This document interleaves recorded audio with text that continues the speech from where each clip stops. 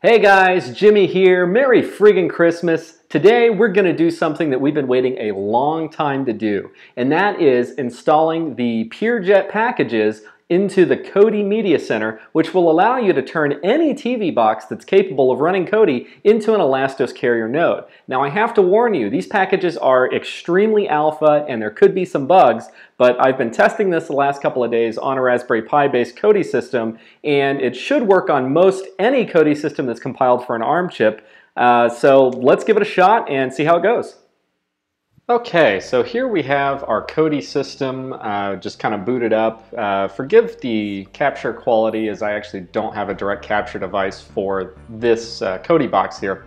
But the first thing that we're going to want to do is go up to our settings, so the little gear up there. And we actually want to go to System Settings in the submenu, and we want to scroll down to Add-ons. We want to make sure that Unknown Sources is enabled, and as you can see right here it is, because we do not distribute PureJet in the traditional Kodi add-on repository. It's actually at a custom source. So once we enable unknown sources, that will allow us to add the PureJet repository to the system. So now we back out of that and then go to File Manager, and we will add source. Go ahead and select None, and we will actually enter the source, http://purejet.net/Kodi. And you can actually see it after it focuses here. So purejet.net/Kodi.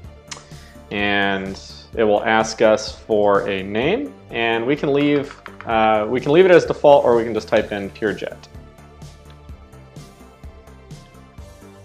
And we will go ahead and hit OK, and you can see we have our source right there.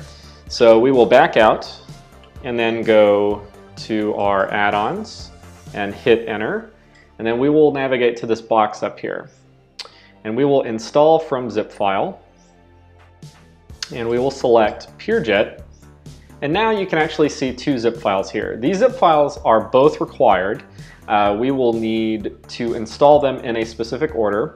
The service is basically what runs when Kodi actually boots up, and the front end is basically just the graphic interface that shows you the stats and things about the carrier network. So what we will do first is we need to install the service. If you try to install the front end first, it will error out. It'll actually tell you, hey, you need to install the service first. But let's go ahead and install the service. We just select that. Now, the bummer is some versions of Kodi don't actually display a progress bar, so we will actually wait for a confirmation. Perfect. Okay, so now our background service add-on has been installed.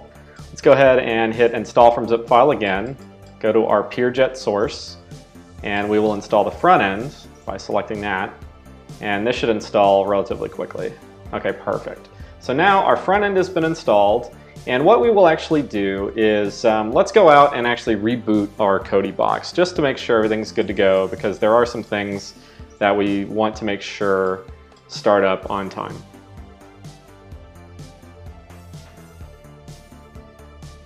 Perfect. Okay, so now we have our system rebooted.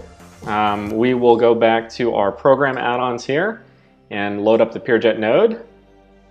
And as you can see, it is connecting to the Elastos carrier network. This might take a minute or two while it discovers bootstrap nodes. It will also check in with the PureJet.net service and try to download the latest bootstrap nodes. Okay, you can see that we just connected. We're not sending anything yet, but we are receiving traffic from the network, and we actually do have a node address here, which is what you can use to connect to your node directly from other applications when they come online. So yeah, that actually adds PureJet and carrier-based functionalities directly to your Kodi box. You don't actually need to have one of those Elastos TV boxes, but yeah, this is pretty much the baseline here, and in the future, when DMA comes out, we will have this functionality in the Kodi ecosystem as well.